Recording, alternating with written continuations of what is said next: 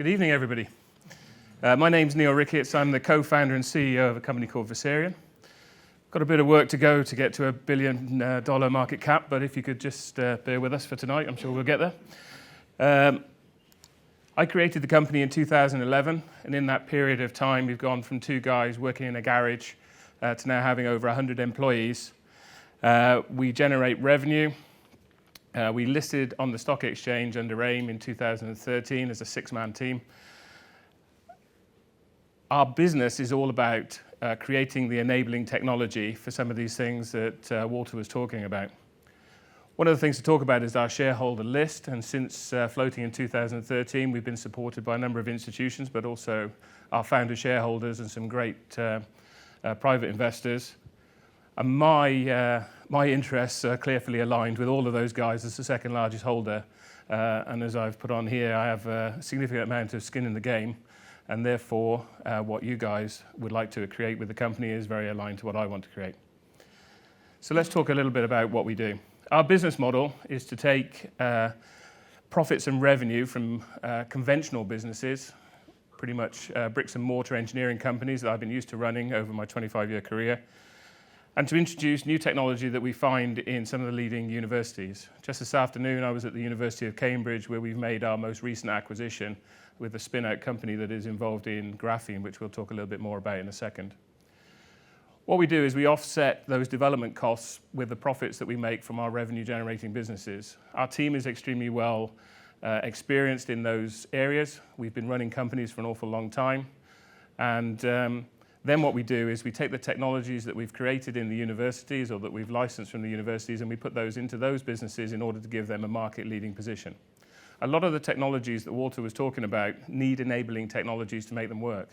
Battery vehicles, for instance, won't be able to come to fruition unless we have light weighting, which some of these materials can come. Our group at the moment consists of 5 companies. I've had to rewrite this slide several times over the last couple of months. The latest additions are on our technology side, which is on, as you look at it, it's on the right-hand side. And we've got 2 graphene companies, one based at the University of Manchester and one based at the University of Cambridge. The ones on the other side are what we would call conventional businesses. And AAC Chiroma is an injection molding company based in Banbury with turnover of roughly £4 million, profitable business. Total Carbide manufactures hard-wearing products for the oil and gas industry.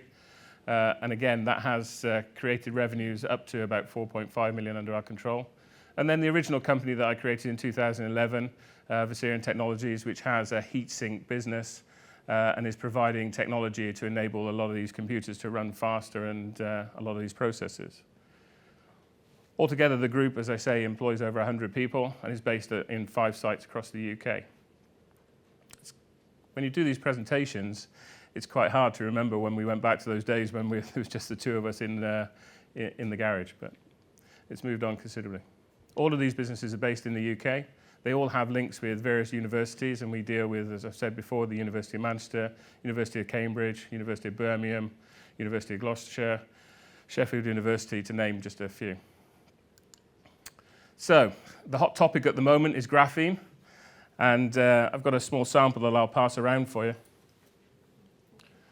Please don't try to unscrew it. The reason for that is because we'll be picking that up for the rest of eternity if it gets out.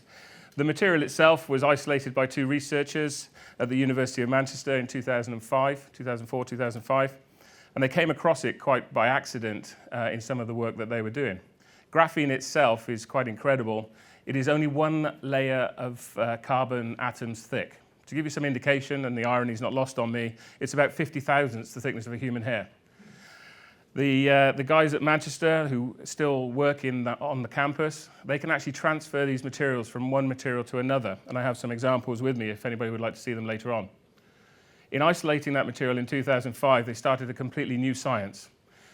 These materials, although they were theoretically understood, had never practically been demonstrated. And since that time in 2005, we've actually started to understand how these materials can actually fundamentally change the things that we do in society. In the original research, it was proven that this material was up to 200 times stronger than steel. It had fantastic electrical conductivity results, and thermally it performed extremely well. As a result of all of that and the time and effort that was put in, this building that you see on the side here was created and actually opened about a year ago. It's a £65 million investment by UK government in this new science. It's the National Graphene Institute based up on the University of Manchester campus. It'll be joined by a sister building in a couple of years' time, which is called GEEK, which is the Graphene Engineering Innovation Centre. And alongside that is another campus for creating these advanced materials. The government and academia has realised how important these materials will be over the following decades. I just thought I'd run a video. Manchester, birthplace of the Industrial Revolution, home to the father of atomic theory, John Dalton, and the father of modern computing, Alan Turing. From Karl Marx to the contraceptive pill, from the co-op movement to the first hard drive, this city has been a constant source of new ideas. And now, well, Manchester is the centre of a new revolution, and it's called graphene. And it was isolated here in the physics department at the University of Manchester. It's so extraordinary that in 2010, the scientists who made it were awarded the Nobel Prize for Physics. These geniuses did what no one had done before and isolated graphene, creating the first ever man-made material in 2 dimensions. Graphene has almost limitless potential. It's so light and so thin, but it's strong and it's dynamic. The visions, the predictions of sci-fi writers and tech gurus are finally within our grasp. It is a carbon sheet, 1 atom thick, but 200 times stronger than steel. It's the lightest, most conductive man-made material on Earth. It can be used for DNA sequencing at a nanoscopic level. It can be programmed to attach itself to specific cells, like cancer cells, which will revolutionise medicine. It's almost completely impermeable and could be fundamental to the storage and transport of fuels of the future. It stretches, it twists, it rolls to create bendable devices, not just touchscreens, but flexible, transparent components. Graphene devices will be able to carry electricity more efficiently. It could bring us the revolutionary possibility of electric planes. In just a few years, we could all be wearing graphene-laced smart clothing. We could be writing, painting electrically conductive reactive inks. The list is endless. And it is all because of graphene. And it was discovered here at the University of Manchester lab in a city that has always encouraged new ideas. The material of the future in a revolutionary city. Wow. See, for this city, it's not so much a question of where do we start. It's more about where do we go next?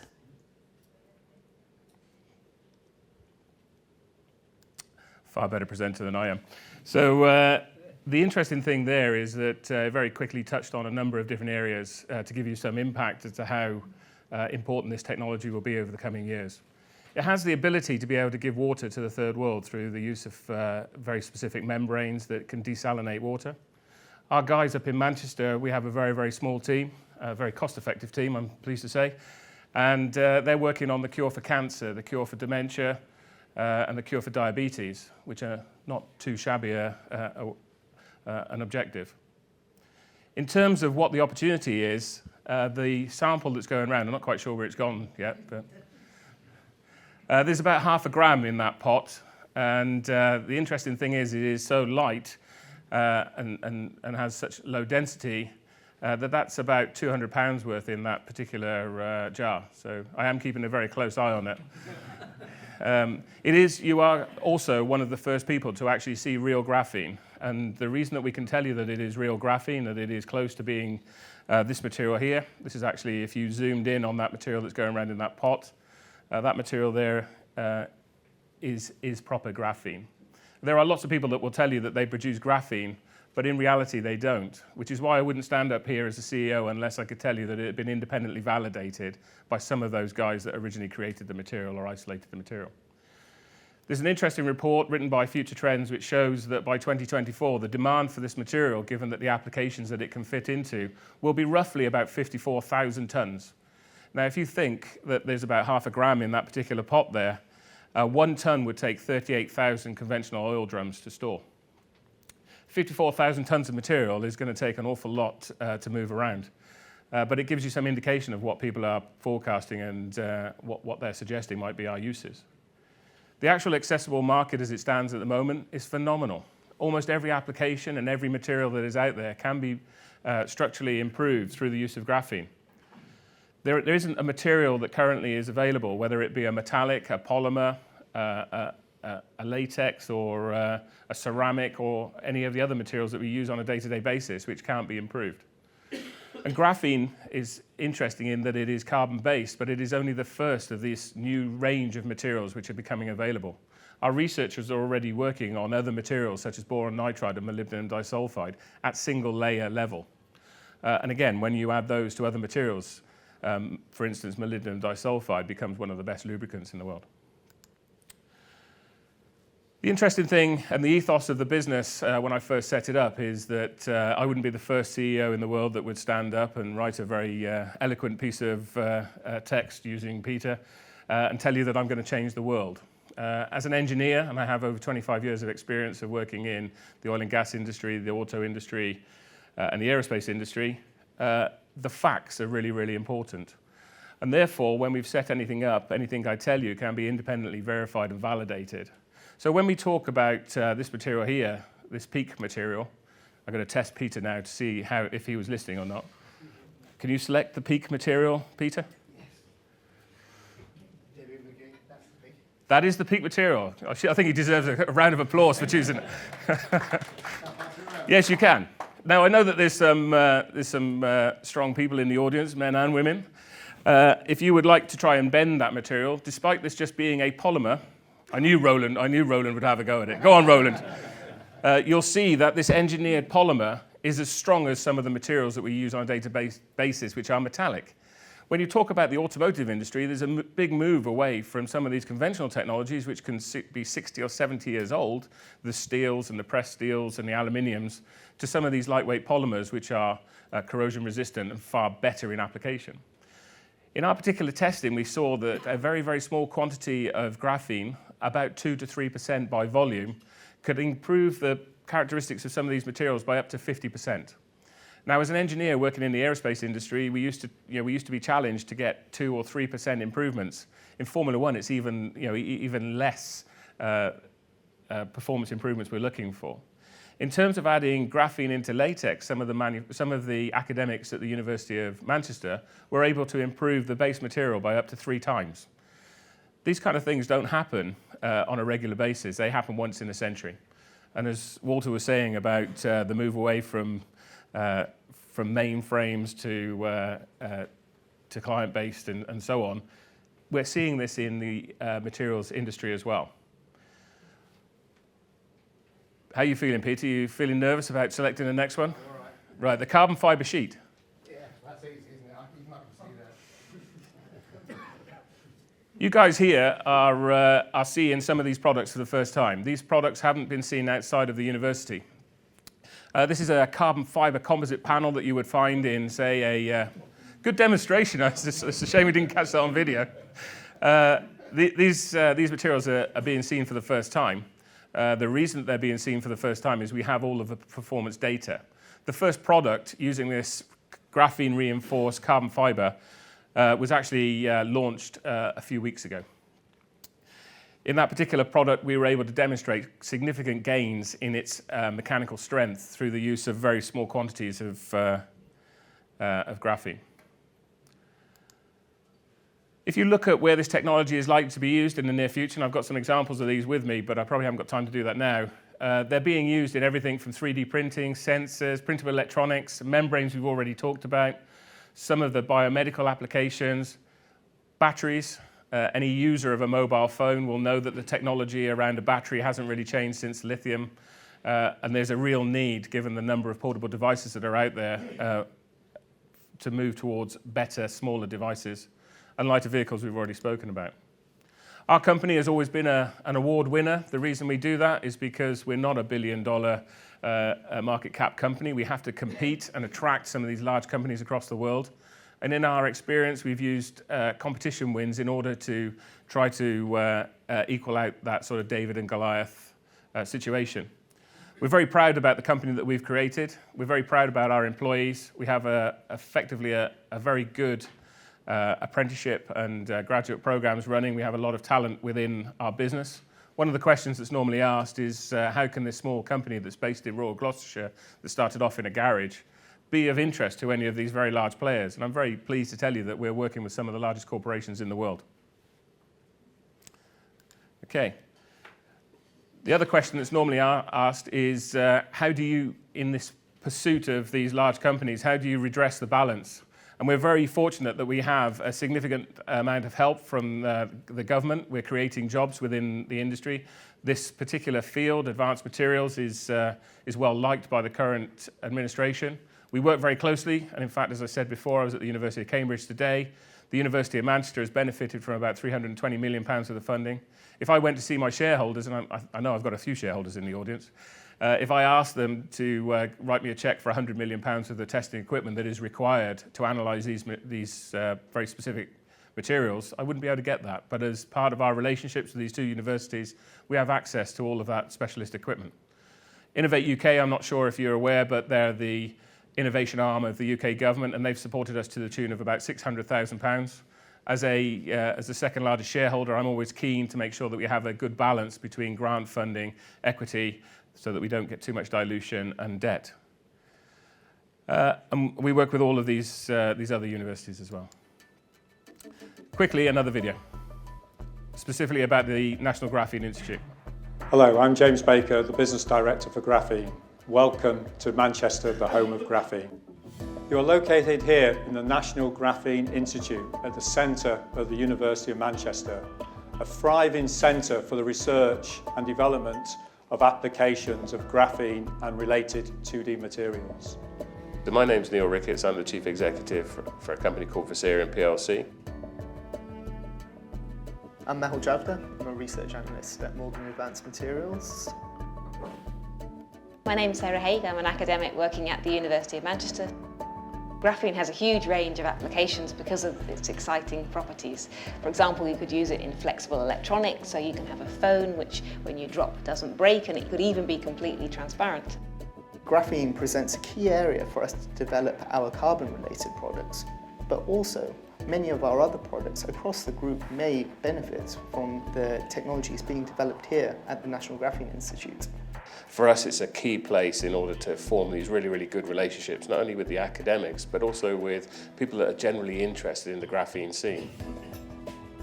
The types of facilities that we have here are really extensive, so we can offer microscopy, which is my particular focus, so we can understand the structure of the material, but we can also offer a huge clean room which allows us to measure electronic properties, to produce new types of graphene and understand how they work and how they could be potentially used in a wide range of different applications. By using the facilities that are available within the NGI, the testing equipment that wouldn't necessarily be available to small companies like ourselves, we can actually meet the demands of those really, really large companies that are starting to look towards this technology for their products.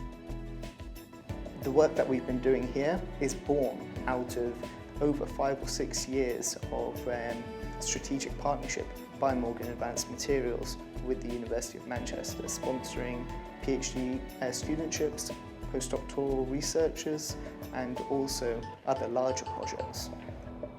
In addition to the National Graphene Institute, we have a second facility, the Graphene Engineering Innovation Centre, which will focus on the pilot production and the scale-up of graphene and 2D material applications. Just going to cut it a bit short there. That actual video is available on YouTube under the University of Manchester's website. We are one of 2 or 3 companies which has access on a regular basis to those facilities. It gives us a very unique position in the market. It gives us a huge amount of credibility. It also gives us access to some of these large companies we spoke about before, the Samsungs and the larger companies. The business itself, if you go to our website, you'll see that we are currently working with a whole range of different companies. There are not enough hours in the day at the moment to do all of the work that is required. We have to prioritize, and we focus on 3 specific areas: carbon fiber composites, is the panel I've shown you, polymers and plastics, and batteries, because we feel that those are the 3 most likely technologies to get to market quickest. We've already proven that with the carbon fiber getting to market and being launched within the last couple of weeks. The one at the end there is very interesting. It's a UK company which is based in the National Composite Centre. We have 6 centres within the UK, all offering huge amounts of facilities for companies like ours. CT Engineering provides a lot of the computational fluid dynamics and analysis of these composite structures for the aircraft industry, including Boeing and Airbus. It enables us to have those conversations. In terms of what we've managed to achieve, the management team is working hard. We've had to relocate some of our existing businesses due to the pressures of redevelopment and putting them into facilities which suit. We've been able to see an upturn more recently in the oil and gas industry, which has been quite tough for one of our companies. We have also, including myself, worked on the largest, what we believe to be the largest graphene order, single order in the world. We delivered that in a record time, 2 days earlier than the customer actually wanted. I did tell you it was strong. Please don't hurt yourself in the process of trying to break it. We have a whole suite of test data, all performed by some of the greatest universities in the country. We don't do anything unless we can validate it and prove it. We also have a very open relationship with our shareholders, and we're more than happy to hold open days to show you the facilities. I'll skip over this slide. It gives you a comparison. This presentation is available to take away with you tonight as well, but it gives you an indication of some of the other companies which are in this space and some of the market caps and results that are out there. And I'm pleased to say that this small company that I created is now delivering the future, and that we should, in the years to come, benefit from all of these technologies which are being created. I'm hoping that you've got lots and lots of challenging questions for me. Thank you very much, Neill. Do we have any questions, please? Gentlemen here with the red trousers. Have you are there any end-of-life considerations? Have you looked at the end-of-life considerations of these new products? Me personally, no, I haven't. However, because of our relationship with the University of Manchester, what we're putting is very, very small quantities of material into other materials, and the impact is no better or no worse than the original material. So if you're putting it into a plastic, the plastic is the overriding consideration. And I'm going to pass some plastics around for you. This is a nylon. The black one is the graphene, and the white one is the normal. So end of life and toxicity are 2 areas in which the company doesn't engage, but uses the facilities of the universities that we work with to understand fully exactly what the impacts are. Interestingly enough, if you take and there's a good example here, this is actually a 3D printed version. If you take a plastic bottle and you increase its strength by 50%, that gives you the option to use 50% less plastic. I'm not sure the plastic manufacturers are all that happy about that prospect, but for the end users and for the environment, that is a dramatic increase. And you also, you said the material is 1 atom thick. I think I remember from your recent RNS, not the very latest, but one before, is talking about a range of thickness between 5 atoms and 10 atoms thick, was it? Yes, so graphene in its purest sense is 1 layer of carbon thick. The problem with doing that, and I've got some examples here, this is the copper piece that you have has a single layer of graphene, and we can create that, and we do that up in Manchester for academic research. The problem is it's not commercially viable to actually process and produce. No one would actually pay the cost that it takes, and it isn't actually that practical.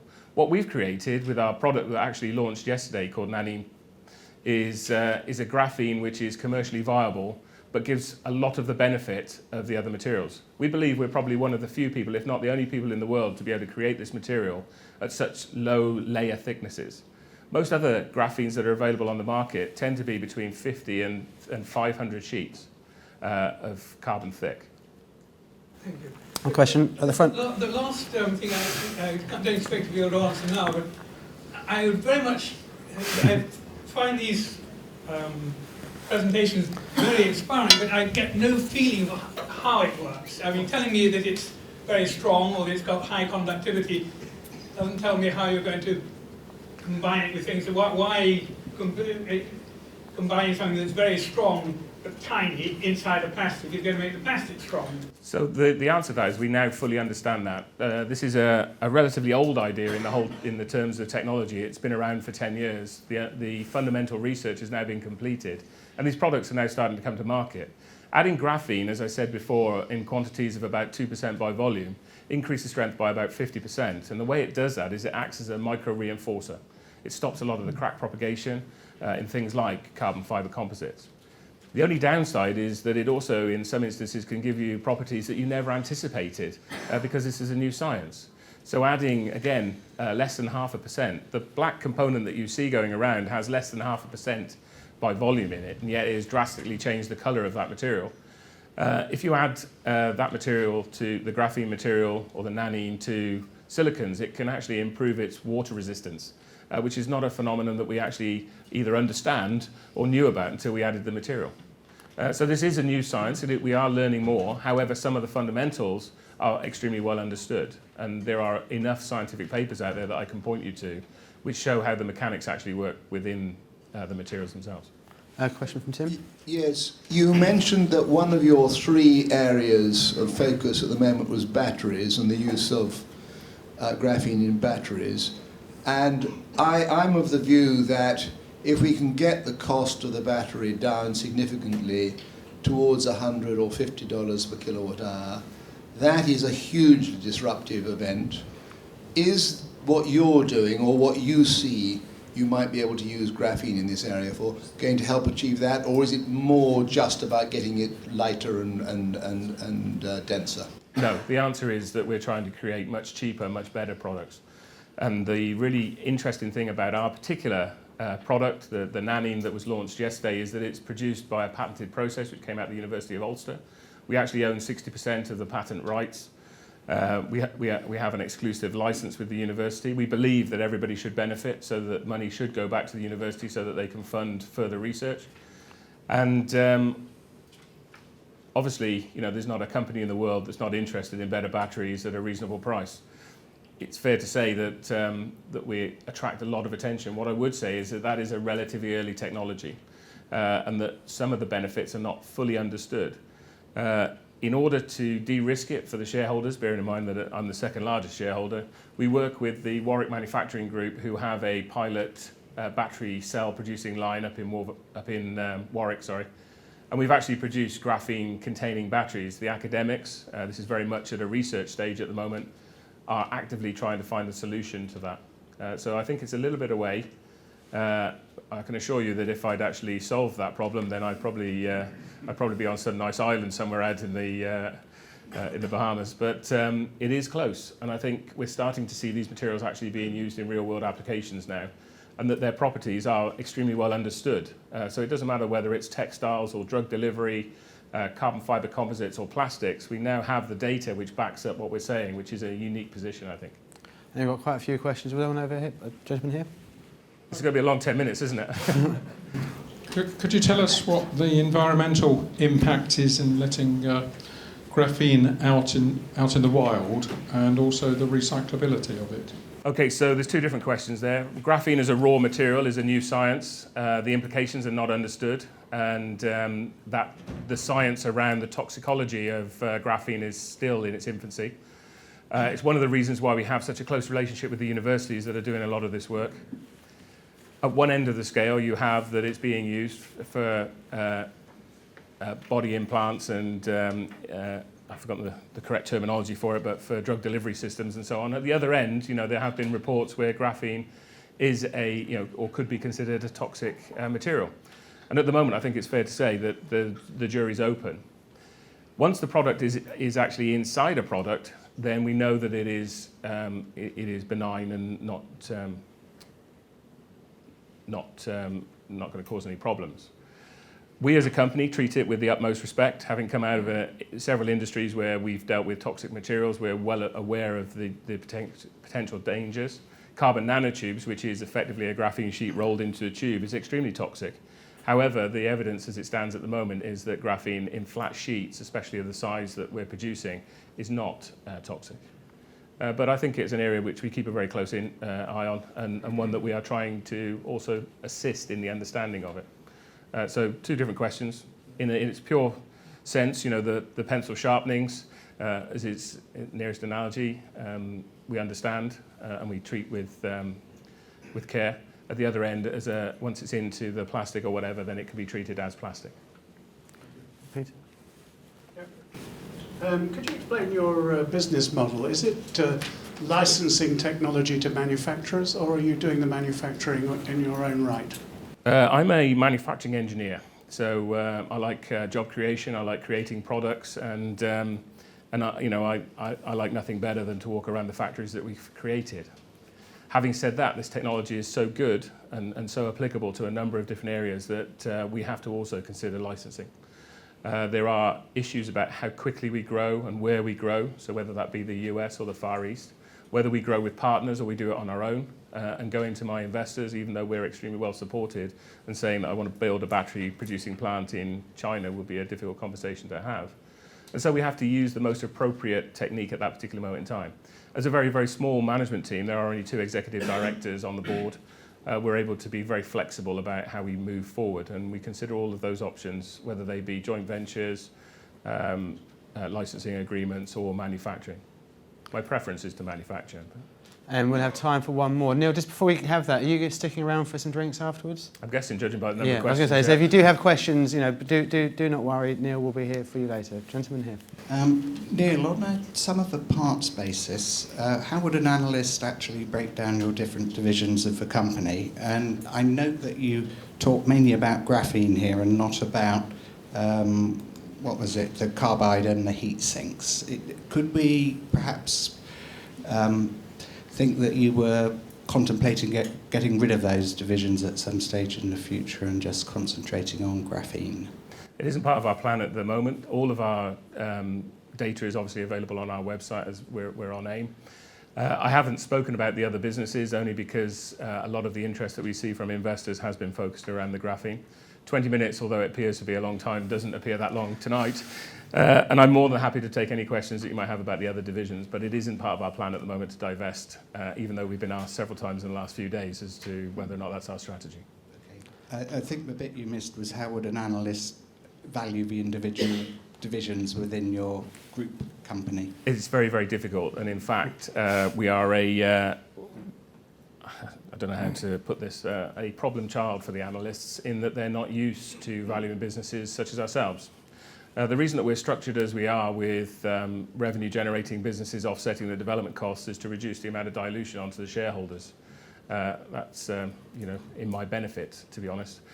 Having run a technology company that had a single product and was based a lot on hope value, I don't think that's a position that I particularly would like as a shareholder. The graphene is a fantastic story, although there is still an element of risk involved in that business, as we've spoken about tonight. And therefore, we're trying to spread our bets across the table. So we have a great position to fall back on if any of the fledgling technologies don't take off. Our most recent acquisition, Cambridge Graphene, which is a very similar deal as the one we did with the University of Manchester. A very cheap deal, given the comparators that I showed you on the table for multi-million-pound valuations based on one product or one process. We actually bought our business out of the University of Cambridge for £200,000 against its nearest competitor, which is 35 million. The reason that we were able to do that is because the academics have a lot of faith in what we're doing. We've already been able to deliver to the market a product from one of these technology businesses. We're extremely, I believe, well received by those universities, and they're not really interested in what the valuation is today. They're interested in the valuation of what it's going to be in the future. We're the only listed company currently on AIM that has the University of Manchester and the University of Cambridge as shareholders in our business, and I think that tells you something about our proposition compared to some of the others. I think one very important question I'd like to ask is this product you keep talking about, it's obviously linked to Formula One. Could you tell us a bit more about it? No, unfortunately I can't. Neill, thank you very much indeed. Thank you.